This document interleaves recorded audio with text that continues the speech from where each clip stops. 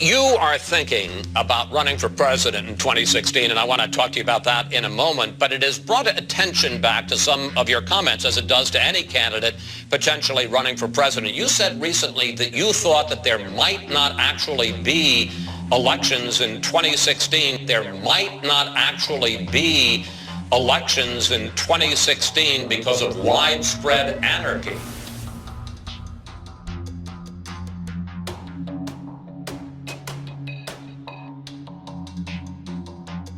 Do you really believe that? Well, I hope that that's not going to be the case, but certainly there is the potential, because you have to recognize that we have a rapidly increasing national debt,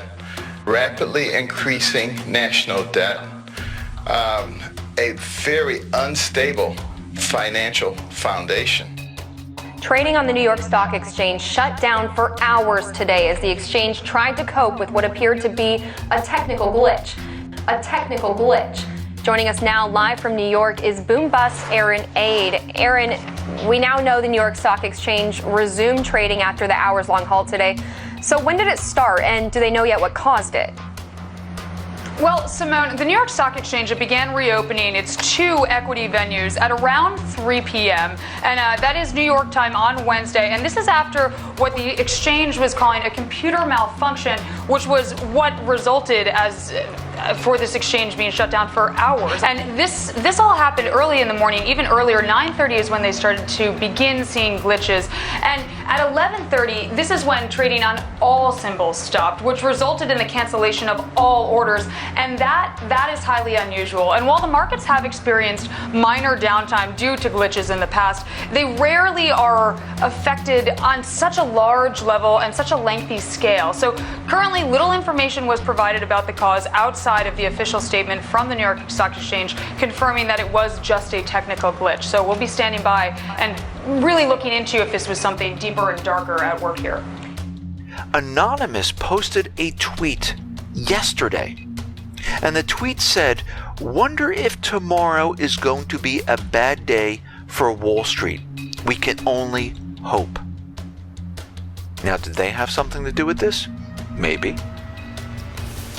And I noticed that the corporate media started out saying this is a cyber attack, and then we had Jay Johnson and other individuals come out saying, no, this is not a cyber attack. They're not ready. If this is out of their control, they don't want this system coming down, because they're going to make a lot of money coming on the system coming down. They know exactly when it is, and they're going to short everything. Oh no, they're prepared for this, but it has to be on their terms. Because if this was a true shutdown of the market, they would have been blaming everyone. I think this was completely unexpected. I think they didn't really know what was going on, and they weren't ready for it. I'm sure people made a lot of money when it started coming down, but I think they were so scared they flipped the kill switch and just shut it down and said, just call it a technical glitch for right now. And I think the system was completely falling apart, and the high-frequency trading and the plunge protection team could not stop it. I mean, but we'll have to wait and see. Because as we know, they will blame this on another country.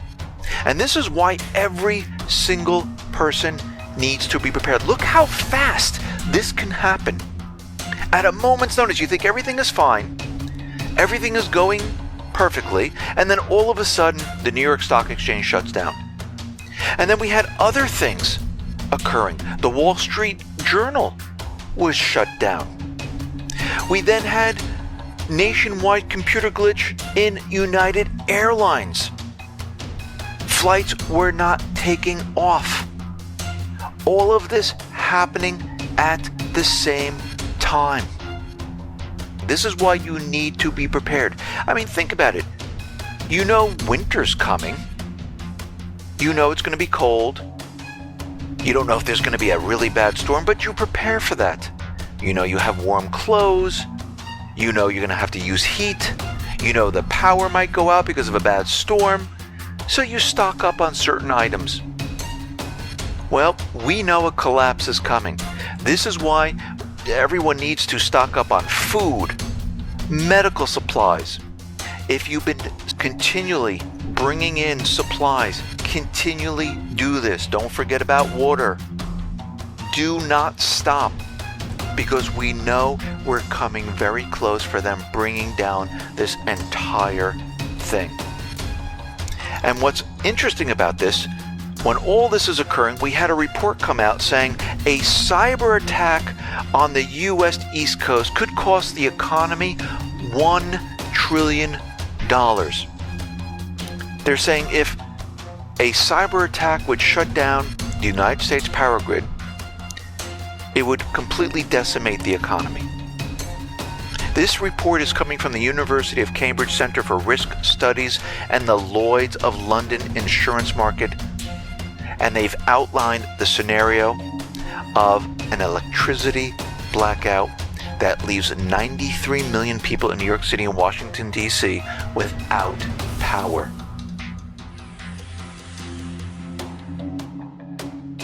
You never want a serious crisis to go to waste. And what I mean by that, it's an opportunity to do things that you think you could not do before. Call on all of you that have ears to hear, eyes to see, patriots, constitutional, freedom-loving American citizens, believers in Christ and non-believers. Whether you believe the Bible or not, we are in prophetic times and are about to witness the black horse whose rider has a pair of balances ride.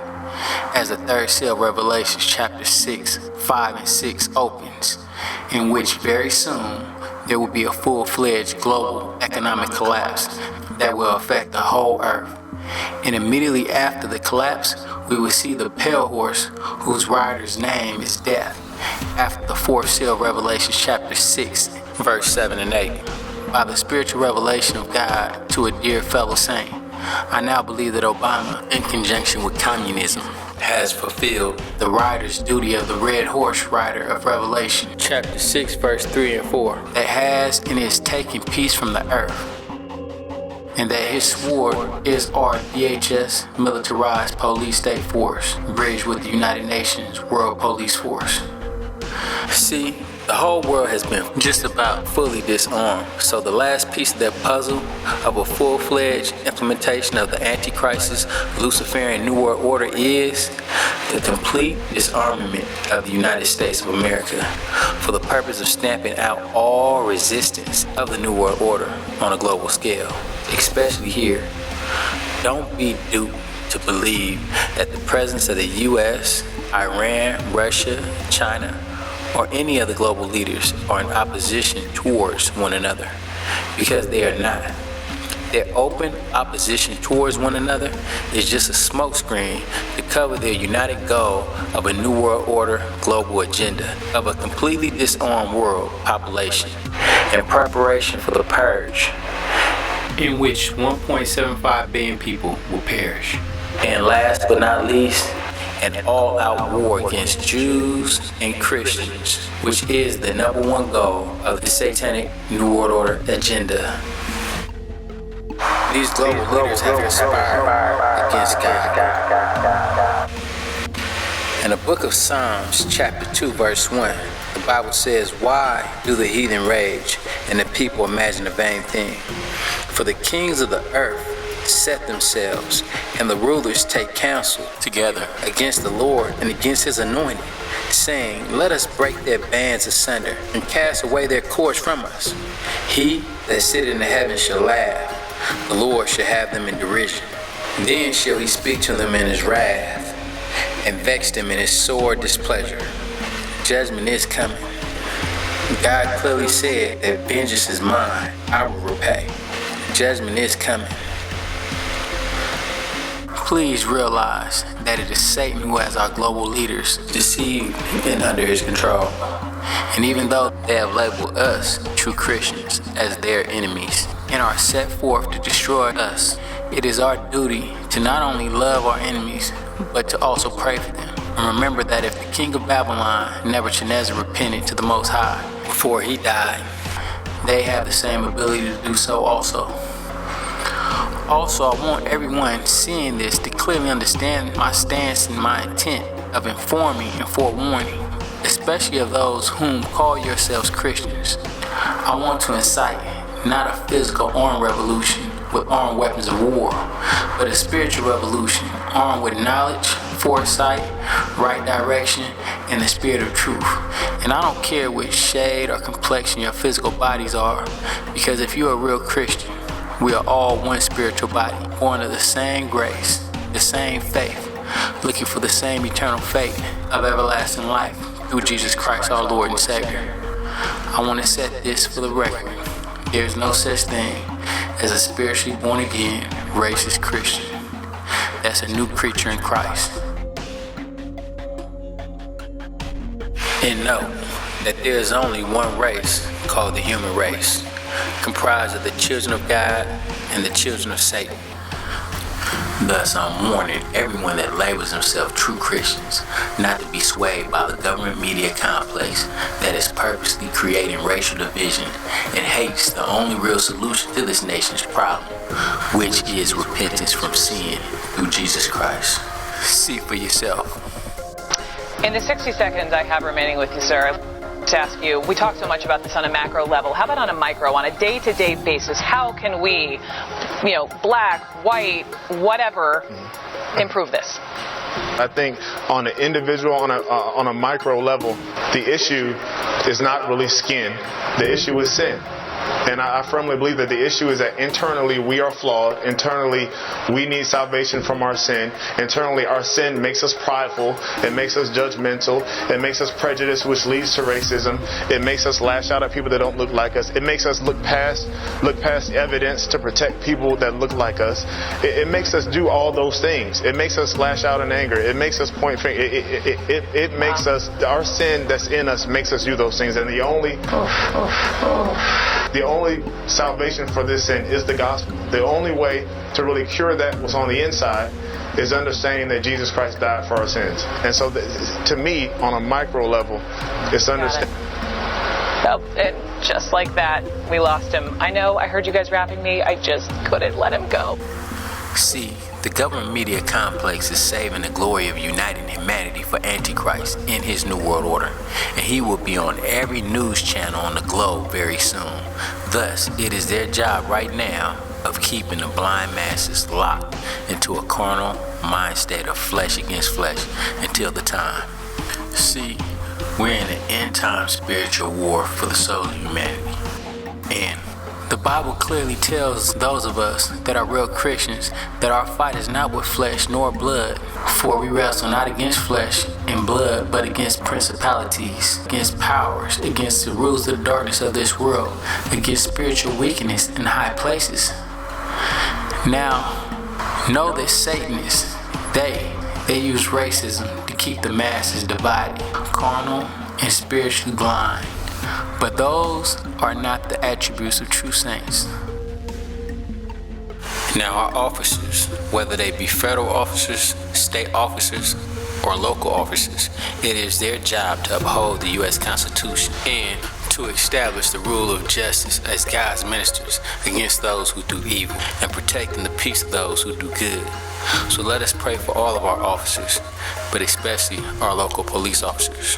Because if they take one day off, it'll be mass chaos out here. Also, let us pray for our military personnel whom know the attributes of God and love freedom to make the right choice in the very near future. Also, let's pray for all of our saints scattered throughout the entire earth. Now is the time to truly repent. Amend your ways from idol worship, hate, hypocrisy, and all ungodliness, and put away from you the known sins that you are now living in. We are hit in a terrible, unprecedented time of judgment. I'm just a watchman on the wall, sounding the alarm of final warnings. We're gonna spread happiness. We're gonna spread freedom. Obama's gonna change it. Obama's gonna lead 'em. We're gonna change it and rearrange it. We're gonna change the world. We are 5 days away from fundamentally transforming the United States of America. Dick and Barack Obama are eighth cousins. For those who don't know this, so Lynn Cheney, the vice president's wife, has been doing some genealogy connected to her latest book. And lo and behold, way back, 8 generations ago, you and Mr. Cheney apparently have some distant relative. What did you make of that story when it came? I actually knew about it because the name of my cousin, Dick Cheney, will not be on the ballot. Barack knows what it means to be a black man living in a country and a culture that is controlled by rich white people. Amen. Amen. Morris got that little step going. You go ahead, man. You go ahead. But we are delighted. He needs no introduction. He is a friend of Trinity. He is a brother beloved. He's a preacher par excellence. He is a prophetic, powerful pulpiteer. He is our friend. He is our brother. He is none other than Father Michael Pfleger. We welcome him once again.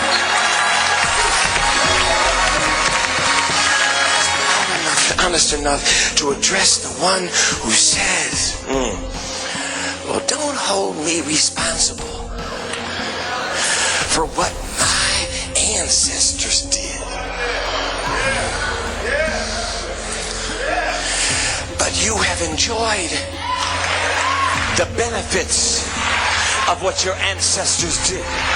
And unless you are ready to give up the benefits, throw away your 401 fund, throw away your trust fund, throw away all the money's been put away in the company you walked into because your daddy and your granddaddy and your unless you're willing to give up the benefits, then you must be responsible for what was done in your generation because you are the beneficiaries of this insurance policy.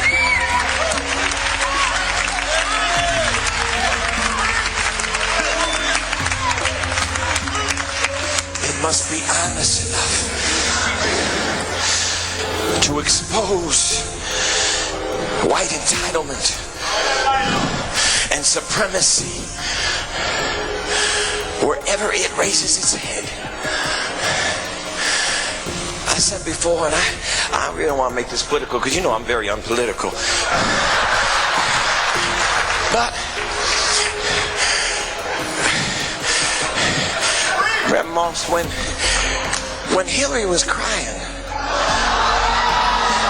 and people said that was put on, I really don't believe it was put on. I really believe that she just always thought, this is mine. I'm Bill's wife. I'm white. And this is mine. I just got to get up and step into the plate. And then out of nowhere came, hey, I'm Barack Obama. And she said, oh, damn, where did you come from? I'm white. I'm entitled. There's a black man stealing my show.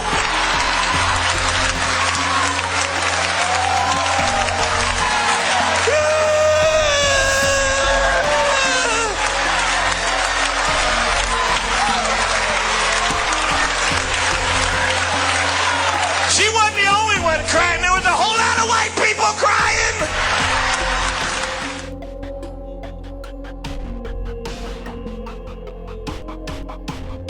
Now Obama's at the Vatican hiding behind the Pope's robes. The most anti-Christian president in modern American history is now wrapping himself in the robes of the Holy Father. Well, in some ways, the both of them are two birds of the same feather. They're there to discuss income inequality, don't you know? One flying on Air Force One, while his wife is flying on Air Force Two, and the Pope is flying on Vatican One, and they're talking about income inequality. Don't you just love it? The man sounds like the false prophet in Revelation. He sounds just like the false prophet in Revelation. An ecumenical spiritual figure directing mankind to worship the Antichrist. The man is a false prophet.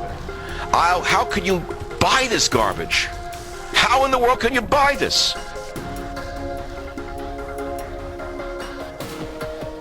The world is cooling off. And the man is pushing this to attack capitalism? This is unbelievable to me. We're living in global tyranny right now. CBS 2 has learned of the unprecedented plans to keep Pope Francis safe when he visits New York in September. The intense security calls for sniper teams, frozen zones, and for cars and pedestrians and radiation detectors. Pope Francis will be in New York City September 24th through the 26th. And the man is pushing this to attack capitalism? This is unbelievable to me. We're living in global tyranny right now. He has been selected, hand-selected by the New World Order. He's the first non-European pope in 1,200 years. He is from an area where Marx's theory was used to rule over the people. It turns out that historic breakthrough between the United States and Cuba this month owes a lot to Pope Francis. The leader of the world's 1.2 billion Catholics personally lobbied for the deal, and the Vatican hosted actually the final meeting between the two sides that led to the breakthrough. Pope Francis in Bolivia on his South American tour looked somewhat bemused when his host, President Evo Morales, handed him an unusual gift, a wooden hammer and sickle crucifix. It's a classic communism symbol frequently worn by a Jesuit priest. It's a classic communism symbol frequently worn by a Jesuit priest. Symbol frequently worn by a Jesuit priest. It's a classic communism symbol frequently worn by a Jesuit priest. A product of hardline Marxism his entire life, a former bartender, and we're supposed to get on our hands and knees because he's in the Vatican, and Obama's wrapping his arms around them under the guise of a New World tax to help the poor. Pope Francis is having a pretty good year, wouldn't you say? First, he was named Time Magazine's Person of the Year. Well, now The Advocate, the country's largest gay and lesbian publication, has named the Pontiff its Person of the Year, signaling what could be a shift between the gay community and the Catholic faith. Suzanne Kennedy here now with more on that. Suzanne? Well, Leon and Allison, a decade ago, you probably wouldn't have seen this happen, but today's Pope is very different than his predecessors. As the Pope celebrates his 77th birthday, the leader of the Catholic Church is being recognized in an unexpected way. After being named Time Magazine's Man of the Year, the country's oldest gay rights magazine, The Advocate, is now following suit. I was pretty shocked and very surprised and very happy. It's a move that's being praised by gay Catholic organization Dignity Washington. I'm just so thrilled that he's listening to us. He's really making an effort to listening to people on the margin. On a flight last year from Brazil to Rome, the Pope offered a glimpse into his viewpoints on homosexuality, saying, "If someone is gay and seeks the Lord with goodwill, who am I to judge?" The Advocate article says the Pope offers LGBT Catholics who remain in the church more reason to hope that change is coming. Monsignor John Ensler, a priest of 40 years, says the Advocate's honor may not sit well with all Catholics. And this is concerned to people, no question. But I think it's what the church should do. The church is saying, let's reach out and let's find ways to say, you're part of our flock if you want to be. Here in Washington, the news came to some as a welcome sign of the church's move toward inclusion. I don't know if he really is an advocate for gay and lesbian, but I think at least he preaches a feeling of acceptance. I think it's a great thing. As a Catholic and as a gay man, it's perfect.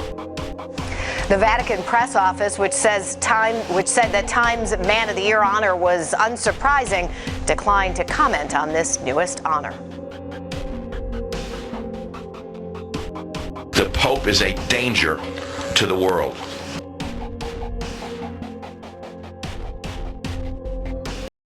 Pope Francis' highly anticipated encyclical was leaked before the scheduled June 18th release date, and in it he names climate change as the greatest threat to humanity.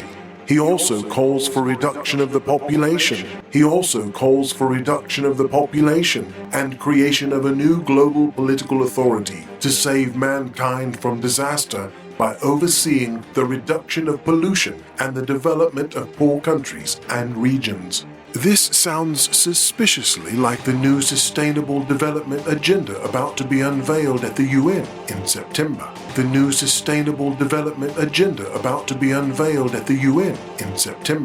The Pope is scheduled to give the initial speech at the conference on what is becoming known as Agenda 21 on steroids.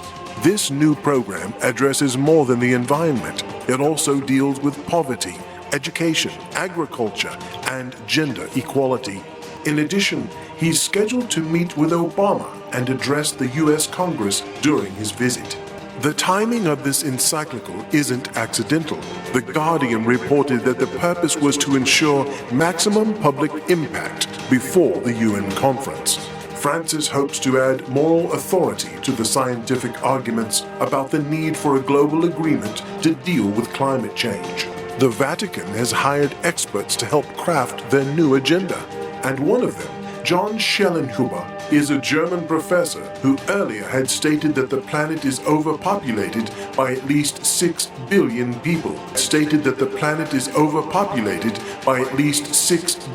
people. This all sounds very much like the new 10 Commandments on the Georgia Guidestones and raises questions about what moral authority the Vatican is following. While the Pope won't be calling for such a drastic reduction, the fact that Schellenhuber is his primary advisor and will stand beside him at the encyclical's release is prompting some to ask whether this is really about saving the planet or about increasing the political power of the Vatican. He also will call for lifestyle changes and reduction of energy consumption to avert unprecedented destruction of the ecosystem. It's a strange focus for the papacy, especially since there hasn't been any sign of global warming for over a decade. Now to another story that a lot of folks are talking about, a firestorm over what the former mayor of New York City said about President Obama. Rudy Giuliani went before a room of donors and told them that the President of the United States doesn't love his country, his own country. It set off a war of words. NBC's Andrea Mitchell is covering the fallout. Generations of Muslim... It all started with the way the president talked about Islam at his counterterrorism summit. No religion is responsible for terrorism. People are responsible for violence and terrorism. Republicans and some tabloids pounced. But former New York City Mayor Rudy Giuliani took it to another level at a dinner with wealthy Republican donors last night, saying, "I do not believe, and I know this is a horrible thing to say, but I do not believe that the president loves America. He doesn't love you and he doesn't love me. He wasn't brought up the way you were brought up and I was brought up through love of this country." Louisiana Governor Bobby Jindal agreed with Giuliani. No, no, no, not God bless. No, no, no, not God bless America. God damn America. That's in the Bible for killing innocent people. God damn America for treating us citizens as less than you.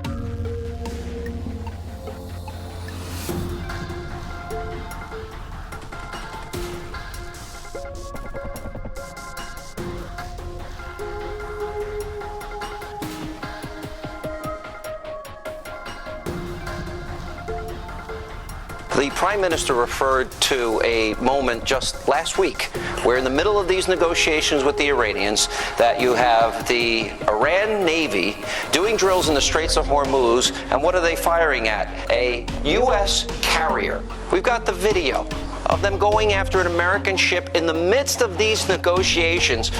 What part of this that you can't trust them based on their history, which I will go through in the next portion of the program, does the administration not seem to understand? For Americans, the most important point that Bibi Netanyahu made today was that in the Middle East today, dealing with Iran and Islamic State, the enemy of my enemy is my enemy.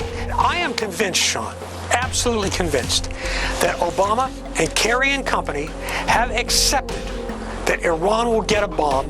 Obama is so desperate so desperate for this deal, for his legacy, that he is willing to give Israel up. I mean, let's face it, if Israel disappeared from the face of the earth tomorrow, Obama would not shed a tear. Death to America, death to England, death to the hypocrites, death to Israel. Iran laughs at these threats. Iran laughs at this. They say that they will use the sanctions to continue to exert pressure on Iran's economy in the next 6 months, and that they will not allow the Iranian economy to flourish. In the light of all these irrelevant and baseless allegations,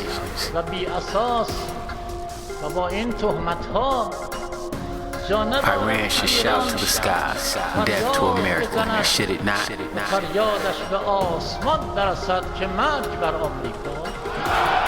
to America, death to America, death to America, death to America, death to America, death to America, death to America, death to America. Well, do you believe that Iran is the world's foremost sponsor of terrorism? Yes. And that they will use the conventional weapons made available by the Iran nuclear treaty to kill Americans or Israelis? Well, they may. They may, and we have, as you know, responded to that from 1979 when they took over our embassy forward. We have put sanctions in place specifically because of their support for terror, because of their abuse. Okay, I understand that. You've answered my question when you said yes, they may. Iran's Islamic Supreme Leader Ayatollah Khomeini tweets a picture of Obama committing suicide. Ayatollah Khomeini stated, "We welcome no war, nor do we initiate any war. But if any war happens, the one who will emerge loser will be the aggressive and criminal U.S." At this point, the United States has given its word. It's going to do everything it can to push this deal forward. The deal, Why isn't that the right thing to do? Worse than the worst case scenario that we had anticipated. This is a bad deal that doesn't destroy one centrifuge, doesn't shut down one underground facility, and basically paves the way for Iran to acquire a nuclear weapon. But when they're free, they've got all their economy up and running, it just doesn't make sense. The world is a much more dangerous place today than it was yesterday. The leading international powers have bet our collective future on a deal with a foremost sponsor of international terrorism. They've gambled that in 10 years' time, Iran's terrorist regime will change while removing any incentive for it to do so. In fact, the deal gives Iran every incentive not to change. This bad deal does not require Iran to cease its aggressive behavior in any way. And just last Friday, that aggression was on display for all to see. While the negotiators were closing the deal in Vienna, Iran's supposedly moderate president chose to go to a rally in Tehran. And at this rally, a frenzied mob burned American and Israeli flags and chanted, "Death to America, death to Israel." What a stunning, historic mistake. And Israel is not bound by this deal with Iran because Iran continues to seek our destruction. We will always defend ourselves. That Iran is about to get, assuming this deal works out, about $150 billion in sanctions relief. This is Iranian money that's been held up. It's been tied up under the UN sanctions, the U.S. sanctions. Once they start getting that money, are there any restrictions on how the Iranians can use that money? Obviously, they could use it to build schools or highways, but they could use it to support. International terrorism, like Islamic ISIS terrorists in the USA and Islamic Hamas terrorists in Israel. Whose side is Obama on, you ask? Just real quickly, wanted to share with you guys the fact that if there was a shift in the political winds in this country, Barack Obama has stated himself, and this is from page 26, The Audacity of Hope, the book that he wrote, that he will stand with Muslims should the political winds shift in an ugly direction. Do you see this? Is this all starting to make sense to you now? Now I want to share with you some words from Bob Bergdahl that were in Arabic. And some are saying he sanctified the White House, making it a Muslim holy place in doing so here, and Obama smiles when he does it. I'd like to say to Bo right now, who's having trouble speaking English, Bismillah ar-Rahman ar-Rahim, Zayabayem. I'm your father, Bo. Bismillah ar-Rahman ar-Rahim, Zayabayem. I'm your father, Bo.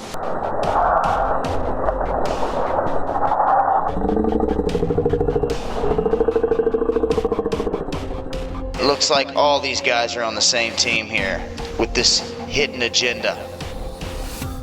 It's been Dabu 7. Eyes open.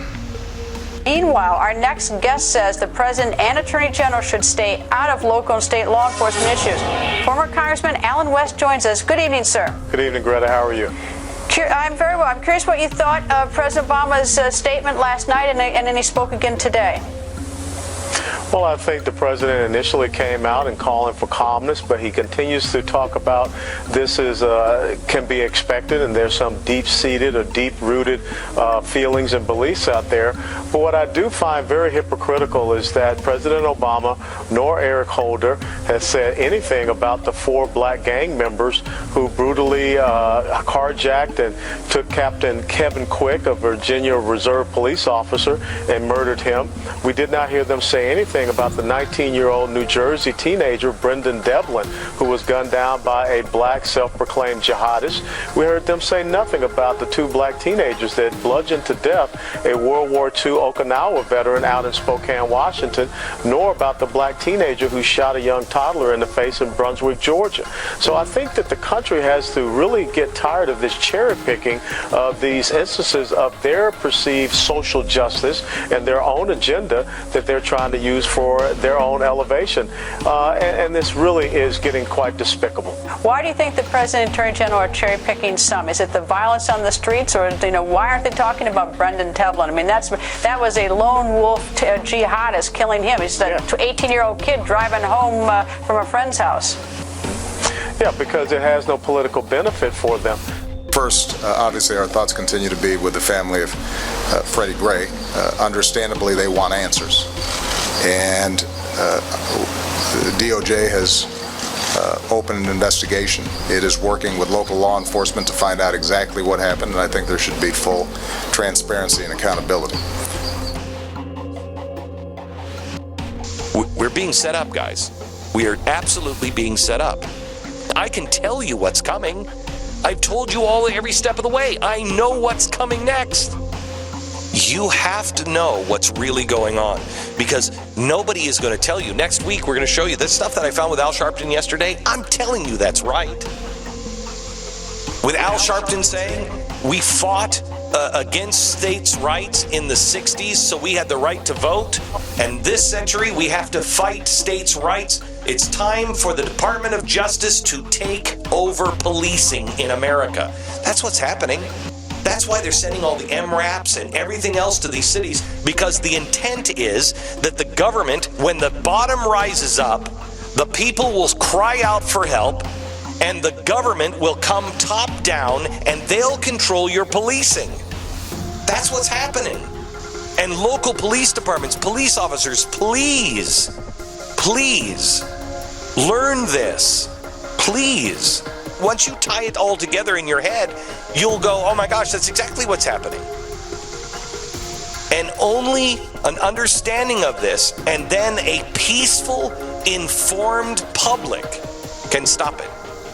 Otherwise, we're going to be played. I mean, this is the biggest show ever. That's all that's happening right now. This is a show. We're watching a script and a play out in front of us. None of this stuff is real. Those riots in Baltimore, that wasn't real. How many times do we have to be told? Most of the people are from out of town.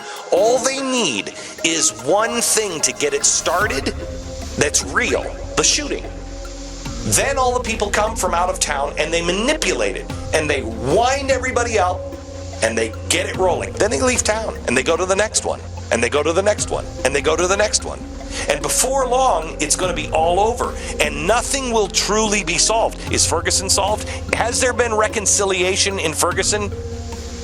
The answer is no. And because there's no reconciliation, there is a wound on both sides. Same thing in Baltimore. Is anything going to be solved in Baltimore? No. It will just calm down a bit, but there will be wounds on both sides. At some point, there will be a straw that breaks the camel's back, and it will set the whole country on fire. And what happens? We will cry out for police help. The police will be overwhelmed. The DOJ will say, we're going to take over policing. We'll coordinate it from here. And you're done. It's lights out, Republic. That's what's coming. When y'all go home and you're talking to your buddies and they say, he wants to take my gun away. You've heard it here. I'm on television, so everybody knows it.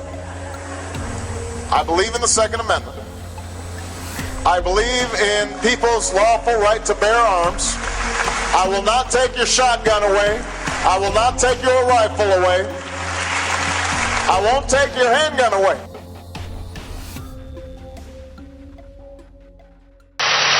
Now is the time for mourning and for healing. But let's be clear. At some point, we as a country will have to reckon with the fact that this type of mass violence does not happen in other advanced countries.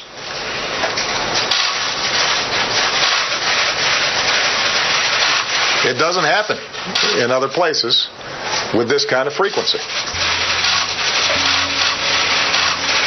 And it is in our power to do something about it. It is in our power to do something about it. It is in our power to do something about it. I say that recognizing the politics in this town foreclose a lot of those avenues right now. But it'd be wrong for us not to acknowledge it. And at some point it's going to be important for the American people to come to grips with it. And for us to be able to shift how we think about the issue of gun violence collectively. So supposedly we had 9 Christians shot, causing a major outcry in this nation. But it's been almost 170,000 Christians murdered to date, all of which have been murdered by devout Muslim ISIS fighters. And I have never seen any deep sorrow or acknowledgement of deep felt pain and hurt for those murdered innocent Christians by this U.S. president. And on top of this, it's been reported that these Muslim fighters, these devout Muslim fighters, are now in all 49 states of the USA. So this would not be the time to even consider disarming U.S. citizens if there was any real concern for them or this nation. Now tell me, how is it that one shooter with a handgun was able to shoot 8 or more people running in different directions?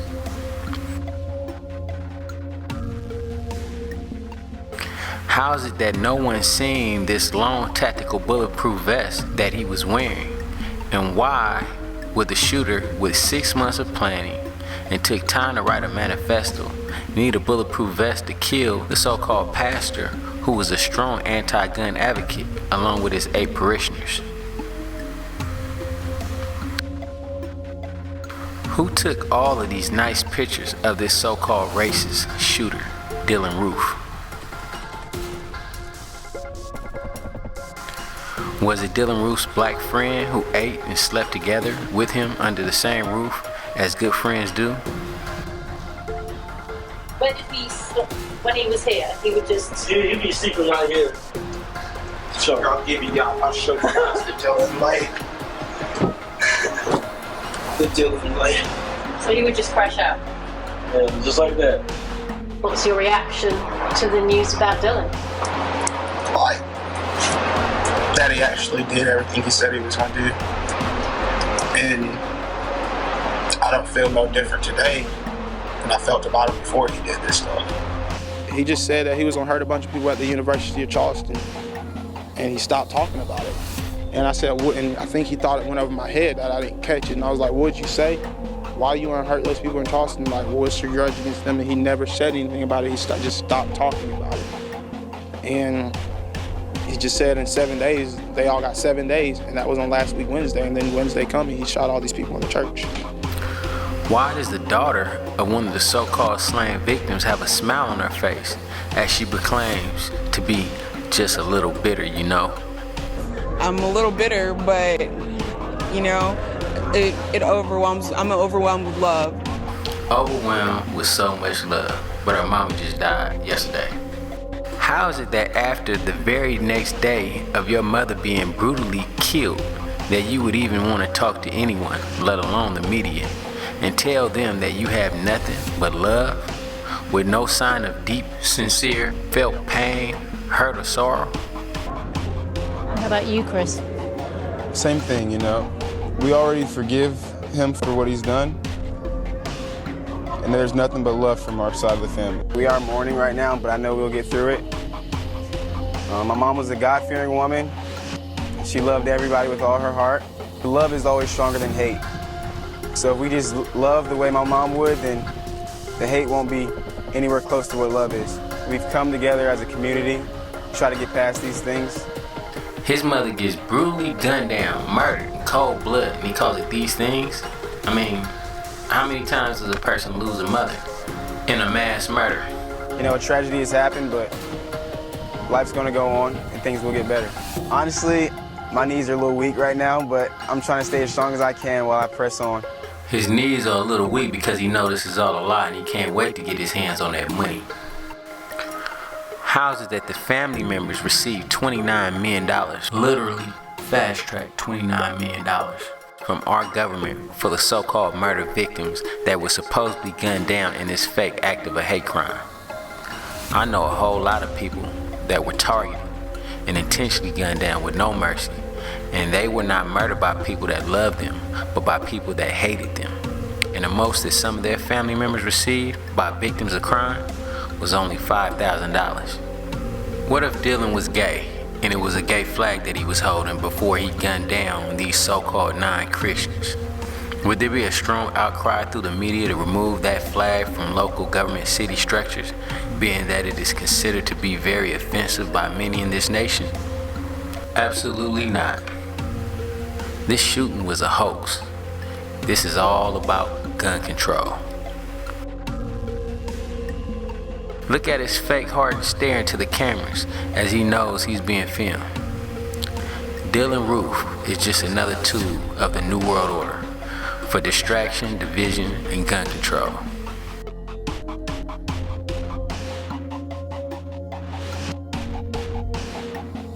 It's me. I look so old, John Boehner's already invited Netanyahu to speak at my funeral.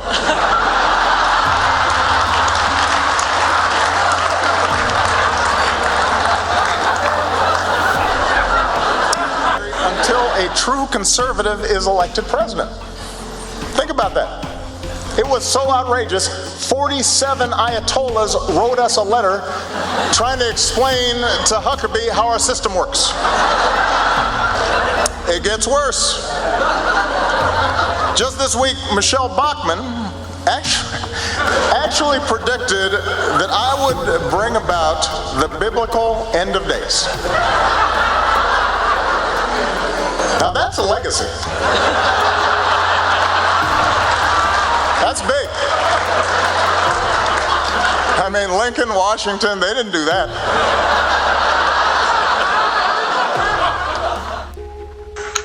People have been beaten down so long, and they feel so betrayed by government. So it's not surprising then that they get bitter and they cling to guns or religion or antipathy towards people who aren't like them, or a way to explain their frustrations.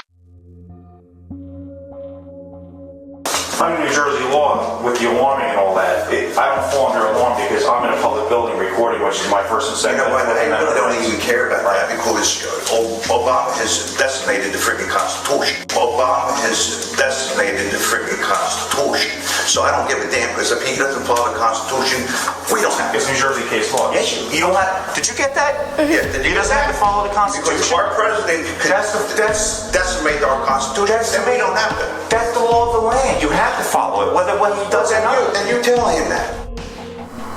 Something very big is happening.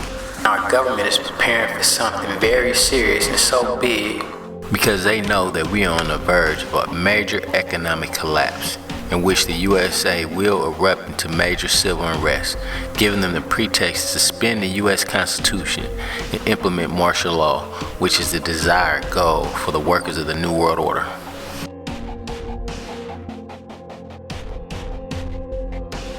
I think we can say that the Constitution reflected an enormous blind spot in this culture that carries on until this day, and that the framers had that same blind spot. I don't think the two views are contradictory to say that it was a remarkable political document that paved the way for where we are now, and to say that it also reflected the fundamental flaw of this country that continues to this day.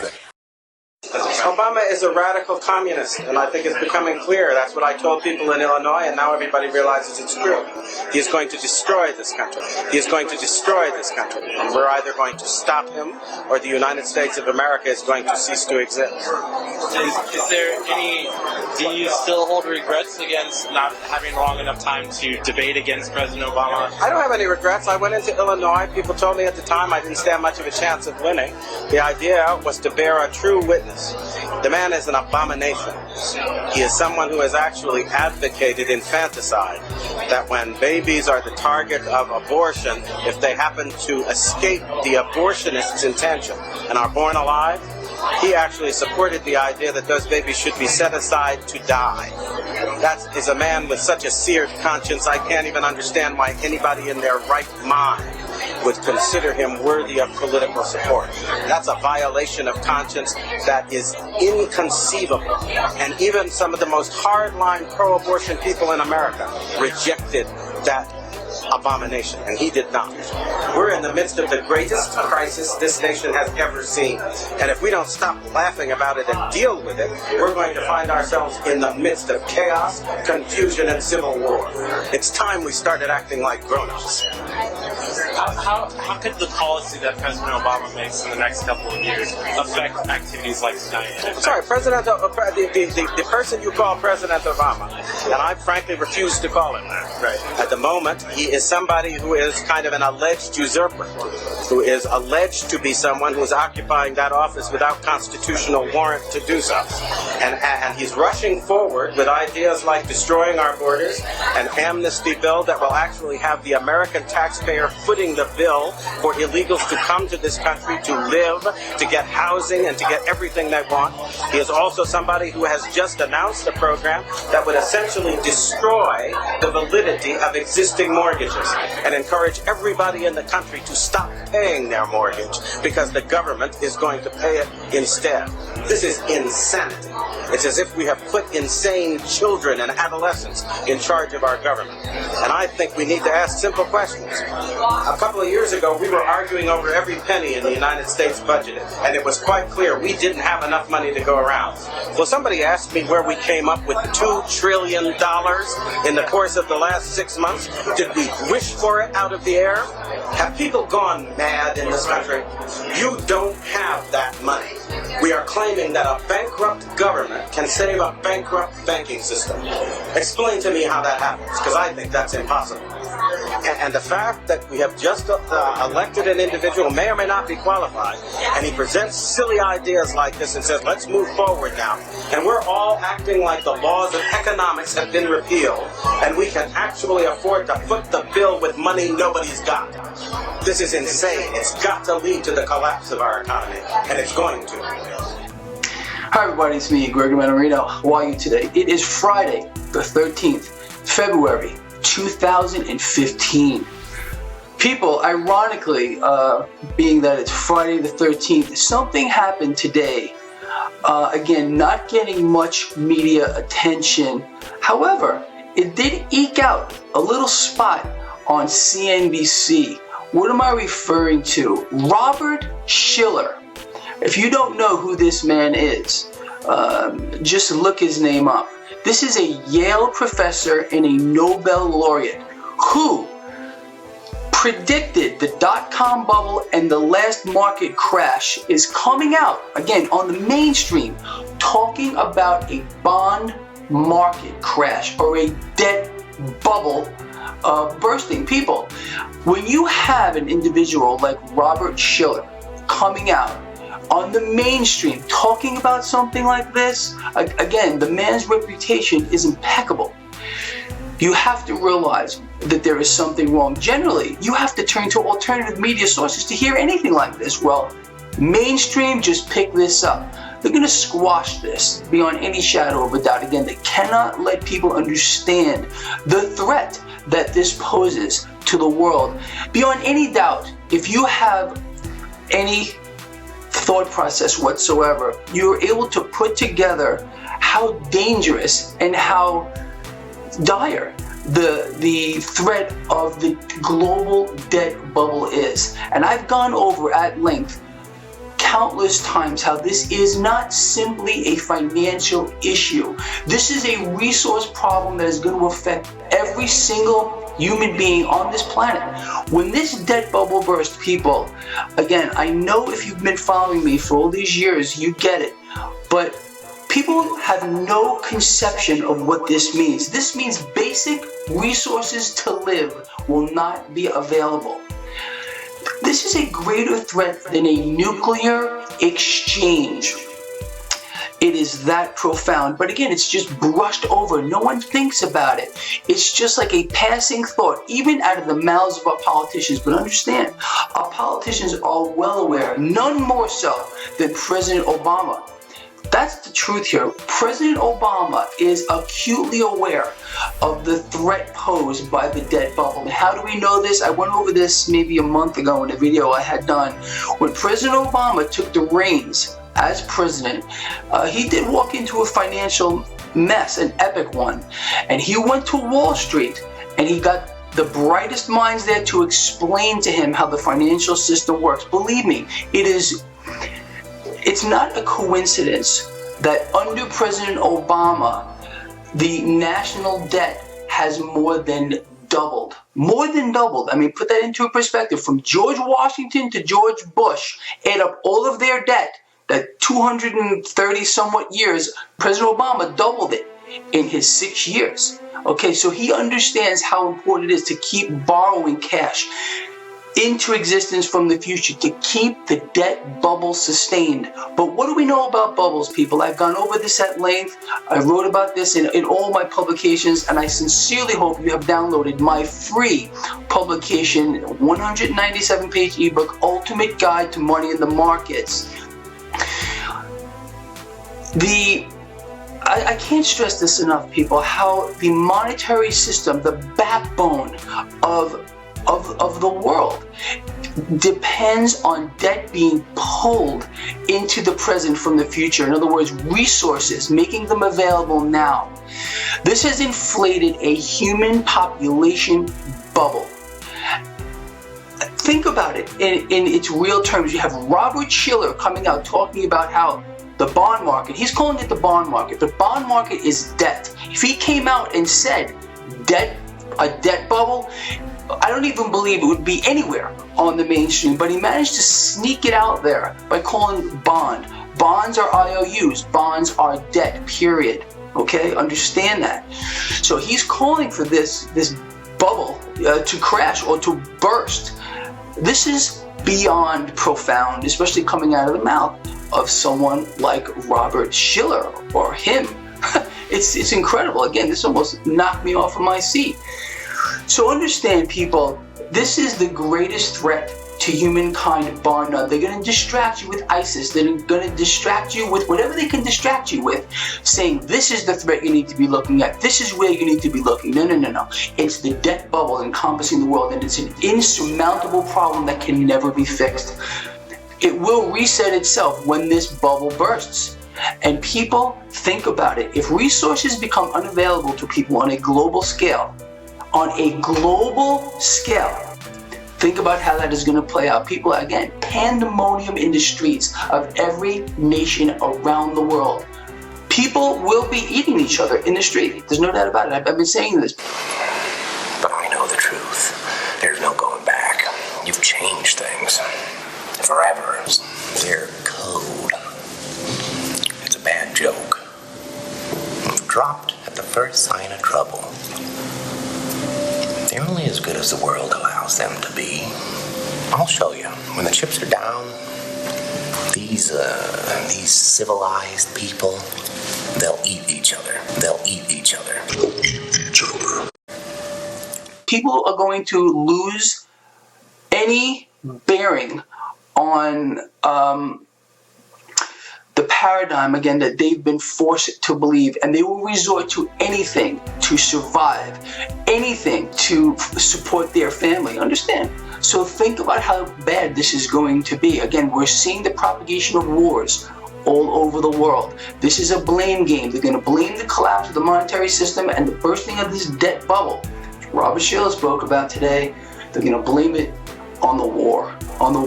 Wars, plural, that is coming up. I have no doubt that we continue to march into a world war, which has already begun.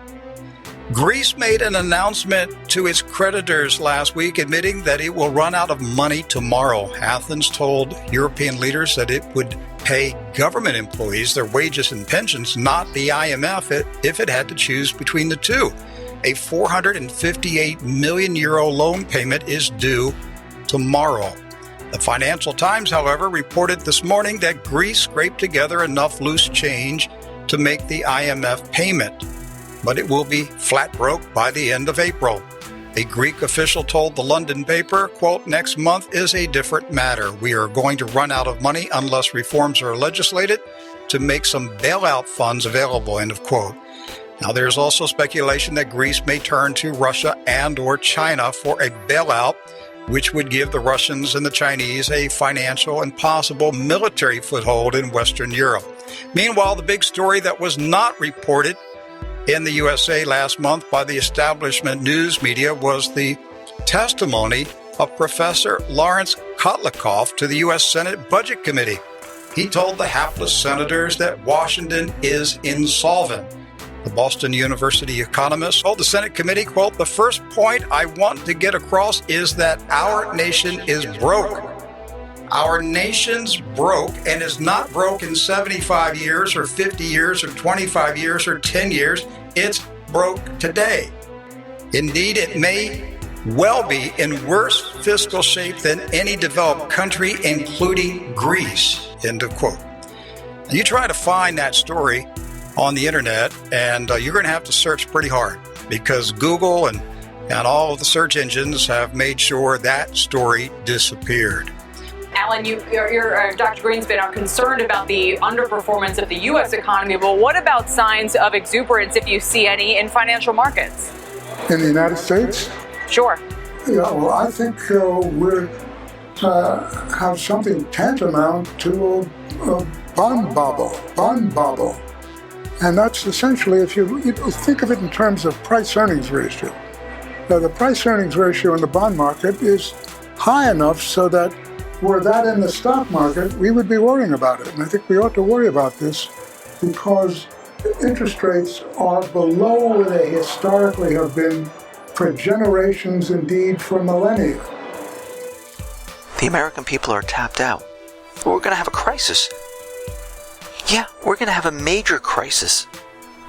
Something that none of us have ever seen before in our lifetime.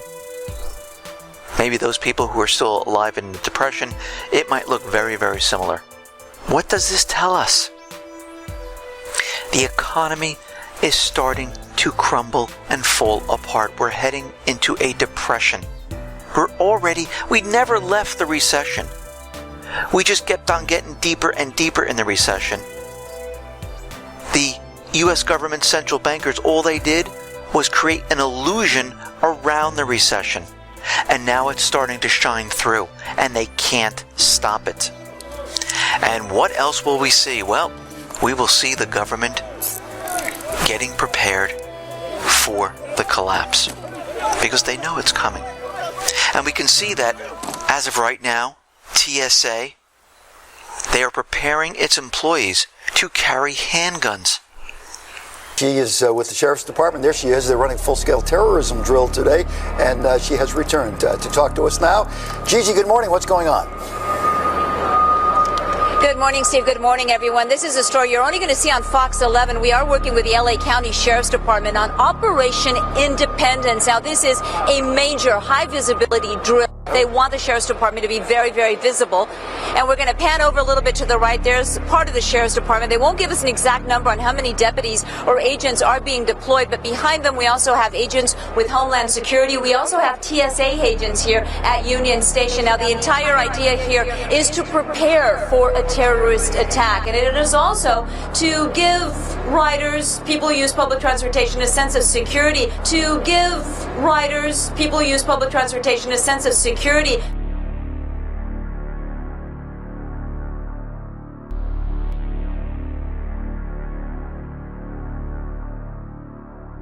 Now, they tell us there is no credible threat. A short while ago, we spoke to the LA County Sheriff's Department Chief of Homeland Security.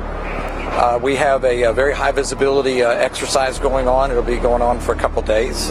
Folks that ride the transit system will see more than the usual amount of deputies. We're practicing for a very high visibility response.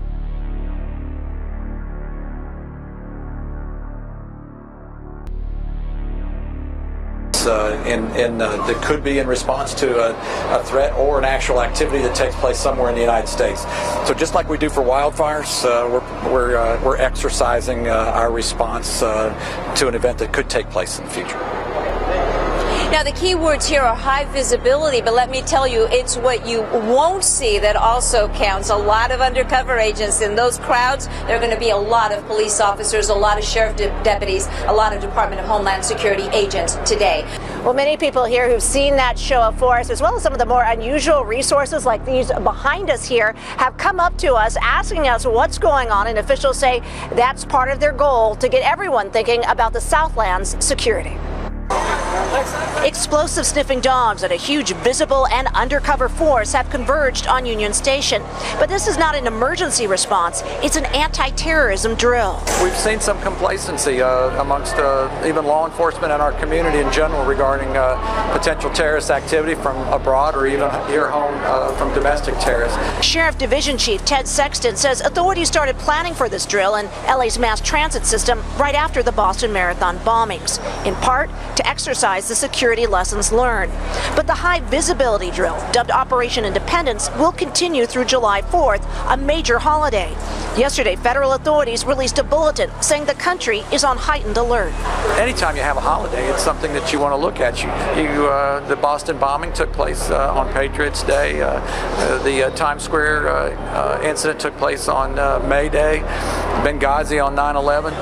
So dates, significant dates are always a concern to us. Chief Sexton says there are no credible threats to the LA area right now, and the drill's main purpose is for different agencies to work together, exercising resources.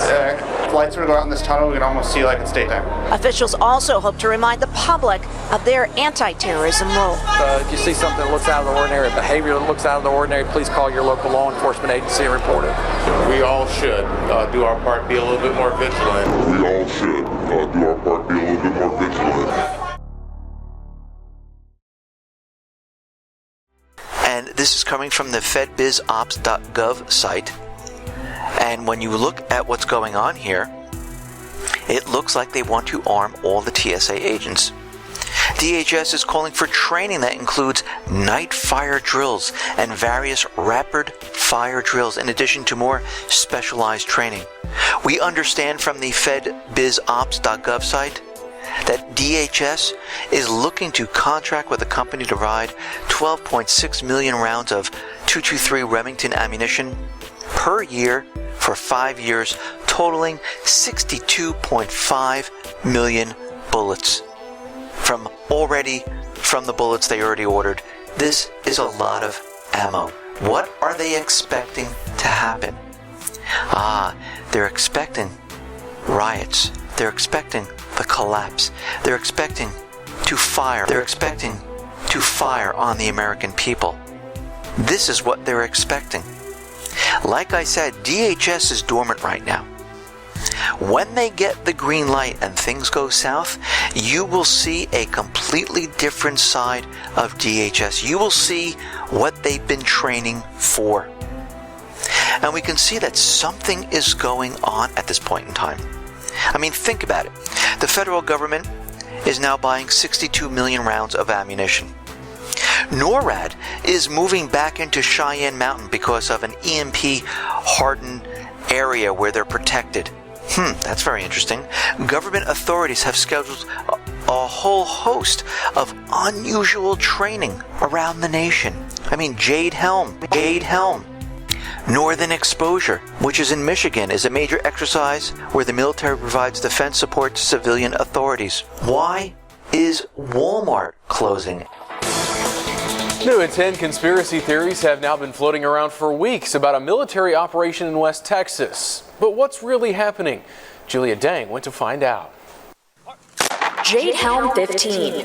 That's what the United States Army is calling a large-scale military exercise. Special Operations Command will be training with other armed units beginning in July in 5 states, including Texas. Jade Helm for July 15, 2015 through September 15, 2015. After an Army presentation last month, Big Spring officials gave them permission to train within city boundaries. The community will be aware sometime that they're here, and sometime the community won't be aware. And it'll enhance the ability of them to respond in the future. Officials couldn't tell us exactly how many troops and what type of equipment will be sent here, and whether or not they've already arrived. But people involved shouldn't be hard to identify. They'll all be wearing an armband with a marking that identifies them as part of the exercise. People here in Big Spring tell us they've seen unusual military activity near the airport during the past few days. We drove around the area today for about an hour, but didn't see any of the tanks or troops viewers have called us about.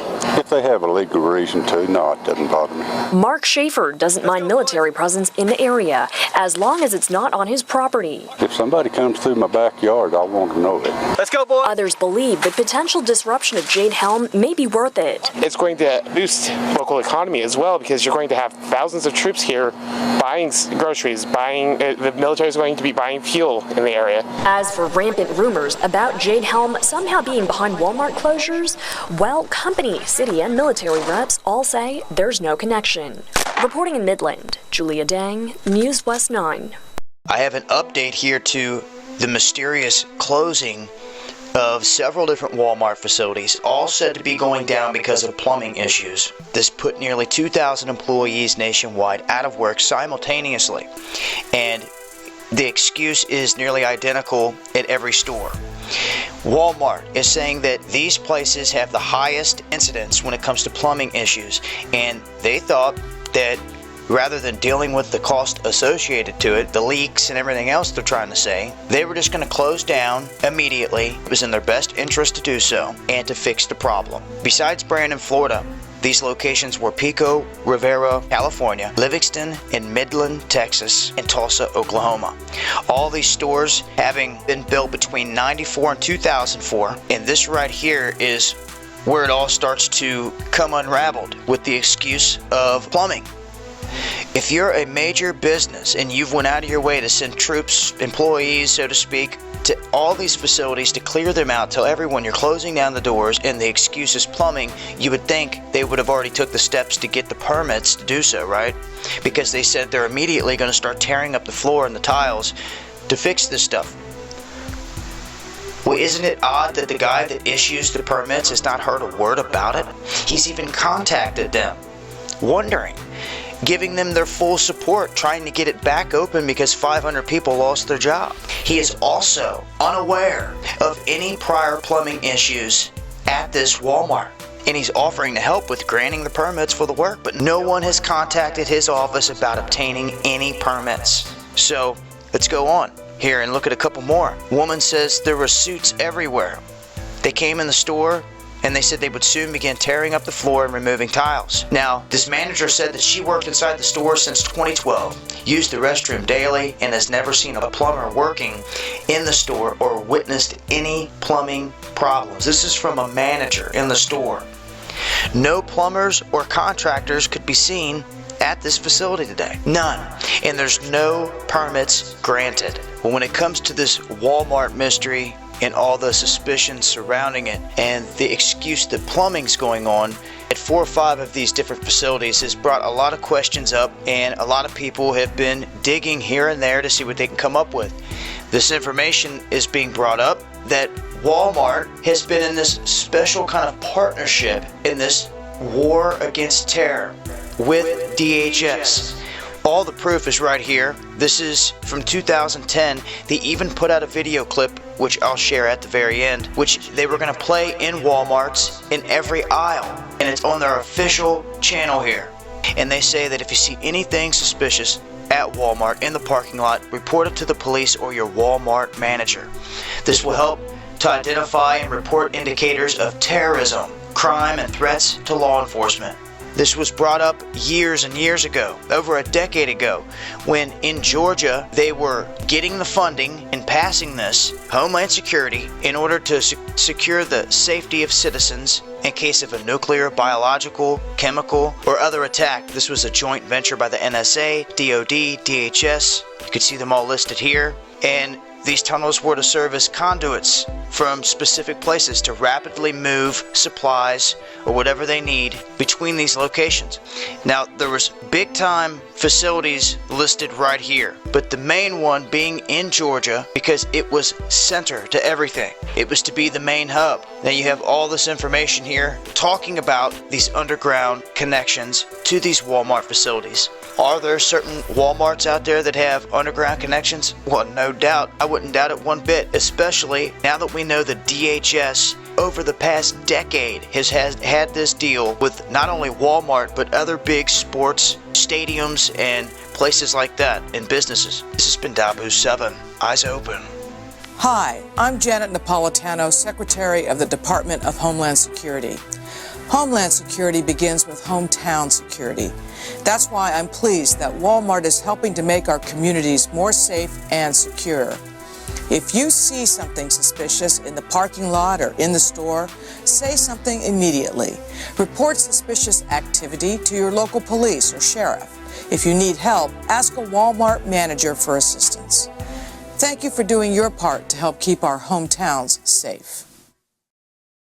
They are so serious that they have even given our school districts armored personnel carriers. According to a local news channel, KPBS, the San Diego Unified School District's police department, consisting of around 80 officers and staff to service the district's 132,000 students and 14,000 employees, got MRAPs for a knockdown cost of $5,000 to cover delivery from Texas, which normally would cost around $730,000. So they got a steal deal. But why such an enormous deal like that? Trustee Scott Bennett said in a statement, the acquisition of an armored vehicle by our police is a misguided priority. We have hundreds of worn out vehicles and 10 very old police cruisers protecting our kids every day, he added. These police cars each have over 130,000 miles on them. Replacing these vital assets should be our #1 priority. First of all, I want to thank you all for coming this morning. Oh no, did I say that? I'm sorry. San Diego School Board Trustee Scott Barnett is a little punny at the start of his news conference, but he quickly changes his tone and criticizes San Diego Unified for taking the military-style vehicle. My view, even before Ferguson, would have been that this is not something we should have in our fleet. Barnett says the board should have been consulted about the controversial vehicle. This district's primary purpose is to educate children.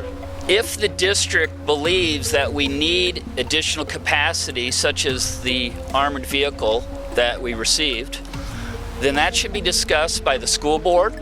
But San Diego Unified's Police Chief Ruben Littlejohn says for acquisitions like the MRAP, he does not need to report to the school board. I don't report directly to the Board of Education, and I went through my chain of command. As required, and so therefore the fact that you were told that you were not made aware of was not, something that I bothered myself with at that time. And of course, it would only make sense for them to sell this military-style armored weapon of war to allocate funds for better policing equipment. So why would our federal government, in tandem with the Department of Homeland Security, be furnishing even our school police with these military weapons of war? Let's hear an ex-Marine explain why. And I can tell you right now, well, somebody had the great idea to get rid of the Iraqi army, so when we rebuilt it, we did everything we could to make it as strong as possible. And I'll tell you right now, Homeland Security would kick their butts in a week. What's happening here is we're building a domestic military because it's unlawful or unconstitutional to use American troops on American soil. So what we're doing is we're building a military. My best friend, who's a SWAT officer in Nashua, who came to Iraq with me to train the Iraqi police, sent me an email with a picture of him in the media on the streets of Watertown, Mass, wearing the exact same combat gear that we had in Iraq, only it was a different color. And the way we do things in the military is called task organization. You take a command and then you attach units to it in order to accomplish the mission. What's happening is Homeland Security is pre-staging gear, equipment, consistent. What they're trying to do is use standardized vehicles, standardized equipment. I saw a picture in the Boston Globe during the marathon bombing where there was a state police officer. Actually, there were two officers. They both had identical helmets, flak jackets, weapons, everything I wore in Iraq, only it was all blue. The officer on one side had a big patch on his back that said Massachusetts State Police. Another officer next to him, his patch said Boston Police. And so what we're doing here, and let's not kid about it, we're building a domestic army and we're shrinking the military because the government is afraid of its own citizens. The last time more than 10 terrorists were in the same place at one time was September 11th, and all these vehicles in the world wouldn't have prevented it, nor would it have helped anybody. So I don't know where we're going to use this many vehicles and this many troops. Concord is just one little cog in the wheel. We're building an army over here, and I can't believe that people aren't seeing it. Is everybody blind? Davis, California, whose population is 66,628, with only a total report of murders, 0, rapes, 26, robberies, 32, assaults, 51, have also received one of these massive weapons of war. But the citizens of Davis, California, were outraged. The vehicle worth nearly $700,000 didn't cost the Davis Police Department a dime, as it was acquired through a federal government surplus program. The MRAP was developed by the military for wars in Iraq and Afghanistan. After the Pentagon budget cuts, the vehicles have been making its way to local law enforcement. Davis Police Chief Landry Black made the department's case for the acquisition, showing high-powered weapons his officers have confiscated this year. At the city council meeting in Davis where the vote took place, nearly 40 people spoke out, and most everyone urged the council to return the MRAP. But the chief promised specific guidelines and said, like many police forces who now have the armored vehicles, it's a necessary piece of safety equipment. But the citizens of Davis, California, weren't buying it. I want to say a word about probabilities. I hear you talking about examples, and I think there are two issues of probabilities that I just keep coming back to. One is the probability of an actual event like this in our city. And the second is the probability that this tool will be effective in that event. That's a dual probability, that's a cumulative probability. You multiply them together, and I would say that the reality is the probability is very, very low. It's a non-zero probability, but very low. My concern is this. How far do we go to reduce our risks to zero? What costs will we bear as a society or as a city? It seems to me that no elected official wants to be the one to say, no, I'm not going to give you what you need to protect yourselves? Who among us wants to be that person? At the same time, where does it end? How far do we go? Where do we say, we're just not going to go there? We can't go there because of what it fundamentally does to us as a community. Department of Homeland Security has also purchased 450 million rounds of hollow point bullets. And it's against the law to use hollow point bullets during war.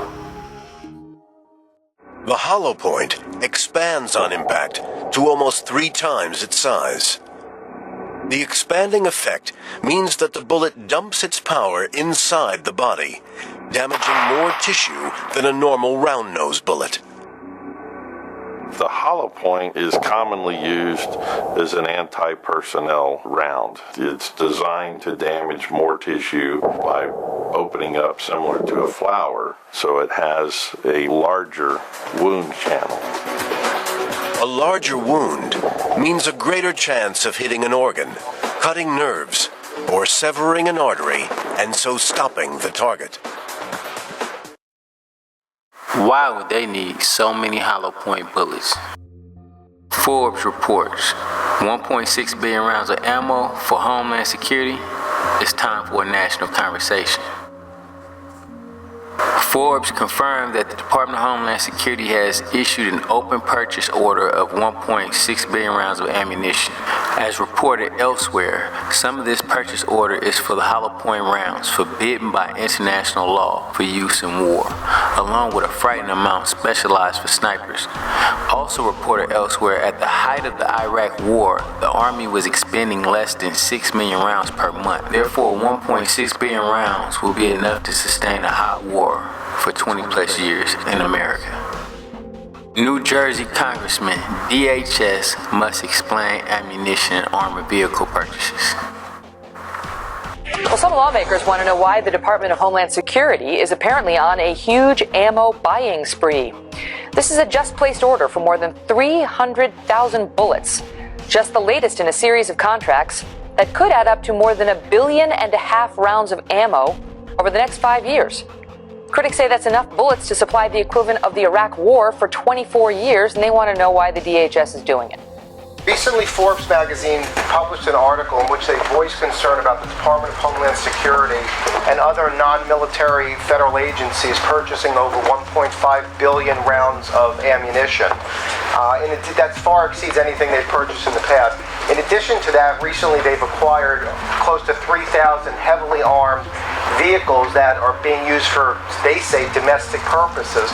What's going on here? I think Congress should ask the department about both of those issues, and I would like a full explanation as to why that has been done. And I have every confidence that the Oversight Committee, or perhaps the Intelligence Committee, but I would imagine the Oversight Committee should ask those questions. And I do not tonight have an answer as to why they did what they did, but I certainly share a belief that Congress has a responsibility to ask Secretary Napolitano as to exactly why these purchases have occurred. How concerned are you about this? I am concerned, and I think that we have to make sure we continue to live in a country based on freedom, a country based upon individual rights, and I hope that we in Congress get the answers to these questions. And I'll give you another example where certainly in the House we've been working hard, not the committee on which I serve, but other colleagues have been working hard to try to get to the bottom of the Benghazi situation. Something very big and sinister is happening right now, and now we can kind of clearly see as to why we need a national civilian security force that's just as powerful as our military. We cannot continue to rely only on our military in order to achieve the national security objectives that we've set. We've got to have a civilian national security force. Civilian national security force. That's just as powerful, just as strong, just as well funded. Men in Kevlar vests and helmets, camouflage, carrying automatic rifles, moving in tactical armored vehicles. These aren't American troops on the battlefield, but police in Ferguson. One observer says he thought he saw police in an MRAP. An MRAP is a mine-resistant ambush-protected vehicle. It's built to withstand armor-piercing bombs. This is not something that we need in American communities. But Kara Dansky of the ACLU says MRAPs have made their way from Afghanistan and Iraq to local police forces in America just over the past couple of years. It's part of what the ACLU, in a recent report, called the excessive militarization of American policing. Indications of that are everywhere in Ferguson. Police in these towns are getting much of this combat equipment free of charge from the Pentagon. The Defense Department says just in 2013, nearly $450 million worth of military equipment was given to law enforcement. A defense official says Ferguson police only got a couple of Humvees and a trailer. But police departments throughout Missouri, which are assisting in Ferguson, got 20 MRAPs and hundreds of M16 rifles in recent years. Critics say often when they get these weapons, policemen's attitudes change. Bring it! Bring it! Increasingly, the police are trained to view the people in the communities that they're supposed to be protecting and serving as enemies. The pictures and video coming out of Ferguson, Missouri have been quite alarming, with many saying they resemble a war zone rather than a small community. Throughout the conflict with residents, police have dressed in military-grade body armor, carrying assault rifles, rolling around in armored vehicles. In fact, some veterans have taken to Twitter to compare how Ferguson police officers have dressed in this conflict to the way they themselves were outfitted while working as service members in Iraq. But while the images out of Ferguson are startling, they have been a long time coming. The arming of local police forces in America is nothing new. Since 1990, Congress has been authorizing the Pentagon to transfer personal property of the DoD to federal and state agencies. That included small arms and ammunitions. But it seems the term small arms has been loosely defined over the years. To talk more about this program and its implications, earlier I spoke with former Deputy LA Police Chief Stephen Downing, and I first asked for his thoughts on using military equipment at a local level.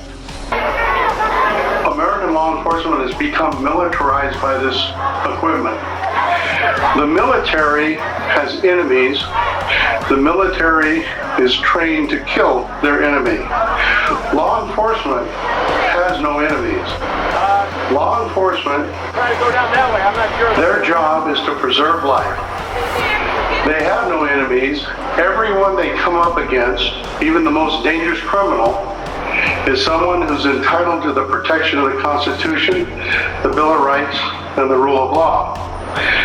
So what's happened in America with the dispersal of this equipment, basically free, is every little podunk department in the country has received this equipment, but they haven't received training with it, but they have received requirements that they use it. Sangro, California, whose population is 87,965, just under 88,000, who has a total crime rate out of the 87,965 people per 1,000 persons. 3 murders, which is 0.03%, 37 rapes, which is 0.42%, 258 robberies, which is 0.293%, 116 assaults, which is 1.32%. The San Jose Mercury News reports Sangro armored vehicles draw crowds. Protesters chanted, "No thanks, no tanks," before a community meeting Thursday evening calling for residents to inspect an armored vehicle that will be used by the police and medical workers in high-risk situations. The Sangro police and other agencies received a $200,000 grant in the fall to buy it. More than 100 people attended Thursday meeting. Most speakers opposed Sangro buying the vehicle. "We don't want one of these in Sangro. It will begin to tear apart good relations Sangro has with its police department," resident Mia Owsley said before the meeting. They're calling this an ambulance. You know that's just not the case. I understand the police want to be protected, but we don't want to live in a military state. Yes, the 17,000-pound armored vehicle equipped with gun ports, a roof turret, and a battering ram is intimidating, acknowledged Fremont Fire Captain Gary Ashley. It does look ominous, no doubt, he said. I totally understand that. But Ashley, a paramedic and a member of Fremont's Tactical Emergency Medical Support Team, said the armored vehicle would allow emergency workers to treat injured people immediately rather than waiting for police to declare areas safe for medical workers. Now, this is not in Iraq or Afghanistan, but in the almost crime-free city of San Leandro, whose population is about 88,000 and who has only 3 murders per year. It makes no sense for them to have this war machine, and if the federal government gives any of these to your local city, under their guidelines, it must be used. And anyone with any smidget of common sense know that this is no ambulance. So they must be preparing for some very serious near future events. Former San Leandro Unified School Board member Mike Lackaby said a Bearcat would not have made a difference in the 3 times police officers have been killed in the city and that assaults on officers are decreasing. Lackaby brought the Bearcat to the public's attention last year. The vehicle's name is an acronym for Ballistic Engineered Armored Response Counter-Attack Truck, he noted. He further said, this is another step down the road to militarization, he said. 9-year-old Lila Spearman asked the council, does an ambulance really need guns? So see, in order for them to have this, they have to be able to put it to use. And with a very, very low crime rate, they have to use it for something. So why not use it as an ambulance? It makes no sense at all. They're preparing for a militarized police state in preparation for martial law. And so they use that equipment for the smallest things, to serve search warrants on a medical marijuana outfit. And the result is that when these police officers are not trained to use that equipment, serious things happen. When they use that equipment as a show of force, like they're doing in Henderson, especially when they have no reservoir of goodwill in that city, all that does is provoke. Well, I want to ask you specifically about what you're talking about. You know, last year, an Associated Press investigation found that a large share of the $4.2 billion in surplus military gear distributed since 1990 went to police and sheriff's departments in rural areas with few officers and very little crime. What do you make of that? I make of that stupid policy. And I was watching President Obama and our Attorney General talking about softening what's going on in Henderson, and yet these are the people that are allowing these programs to continue in America. These are the people that are allowing these programs to continue in America. They know the damage and the harm that's been wrought by the war on drugs, and yet they keep pouring this equipment into these small rural areas that have no business. And much of that equipment is beyond the pale of anything that's ever needed in the United States of America to put on our streets. We're seeing some cities, in fact, Watertown, Connecticut, get MRAPs, which soldiers use to protect themselves against landmines. Of course, Watertown, Connecticut has never seen a landmine. Now, with all the protests against our police right now, with signs saying Black Lives Matter, due to the recent deaths of Michael Brown, Eric Garner, and Freddie Gray by police officers, when 99% of the killings in inner cities is black on black, these protests signal a hidden agenda. And Al Perm Top Sharpton is leading the charge along with celebrities and the Black Congressional Caucus, which are all calling for the nationalization of our police forces. So please don't believe the lie that this fake reverend represents black people, because he is working for the forces of darkness to fulfill the Luciferian agenda. Yes! You want to be the only nigga on television, the only nigga in the newspaper, the only nigga can talk. Don't cover them, don't talk to them, because you got the only nigga problem. Because you know, if a black man stood up next to you, they would see you for the harm that you really are. White folks was in the cave when we had good empires. We learned to admire them, but they knew to admire us. We built pyramids where Donald Trump never knew what architecture was. We taught philosophy and astrology and mathematics before Socrates and them Greek homos ever got around. There must be national policy and national law on policing. We can't go from state to state. We've got to have national law. We've got to have national law to protect people against these continued questions. There you have it. Reverend Al Sharpton says it is time for the government, the federal government, to step in the wake of the police shooting in South Carolina. To Sheriff David Clark, who says that is not the answer. Sheriff, welcome to the program. Tell us why a set of federal standards is not the answer. We don't have national policing in the United States for a number of reasons. One is civil liberty issues. The other is that it's a states' rights issue. I find it interesting that he has so much faith in the federal government when in the 1960s the FBI surveilled Dr. Martin Luther King during the civil rights movement and then went on a smear campaign to discredit him. Now all of a sudden he trusts the federal government. You know, we have 50 different states in this country and they're all unique. And that's why I say it's a states' rights issue.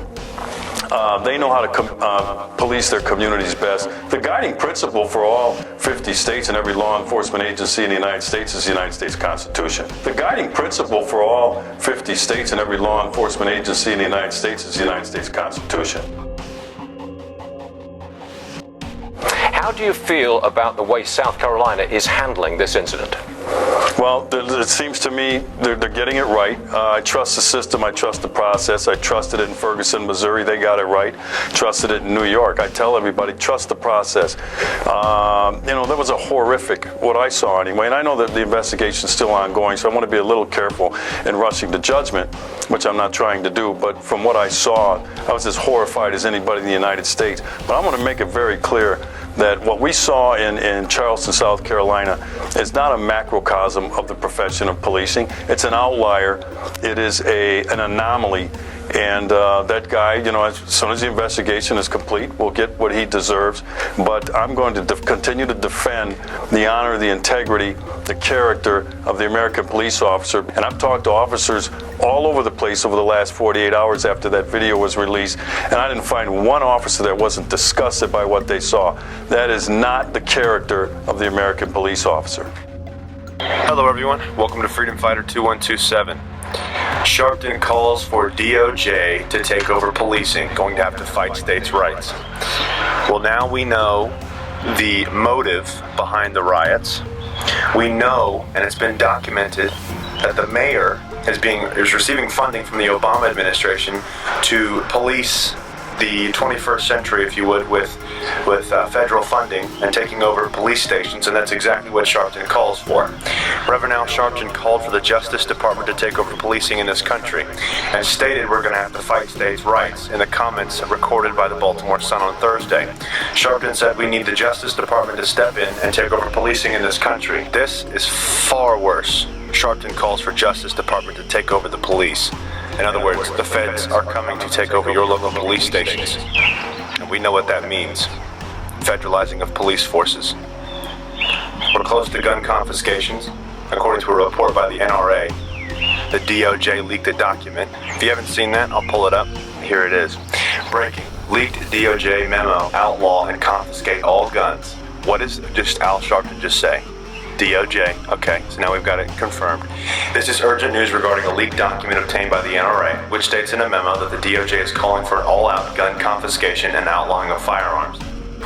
And now we can clearly see why we have these two fake preachers, these so-called reverends, stirring a race pot, whom preach a racist black liberation theology.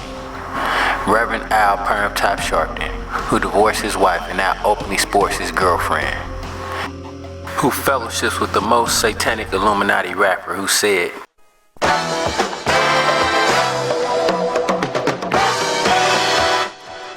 Hail Mary to to the city, you're a virgin. And Jesus can't save you, life starts when the church ends. Jesus can't save you, life starts when the church ends. Jesus can't save you, life starts when the church ends. Jesus can't save you, life starts when the church ends. Jesus can't save you, life starts when the church ends.